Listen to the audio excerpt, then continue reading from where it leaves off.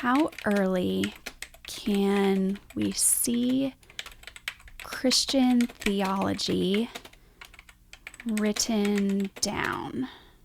Where did that theology come from? Because we're getting away from the boys, creating it in the 3rd, 4th century down the pike, because the theology is pretty thick right here in this oral tradition right at the beginning. Where did that come from? Not only is the theology thick at the beginning in the 1st century, and of course the argument is that Jesus taught that to the apostles and that's what they passed on, and you can make a good case for that as well.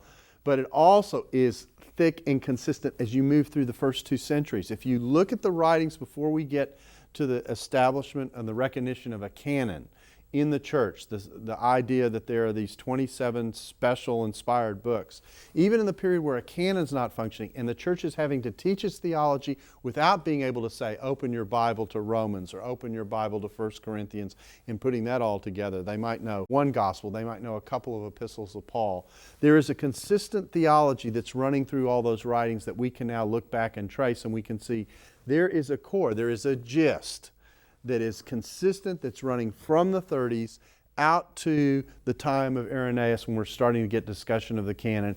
And it shows that there was a core theology that was being passed on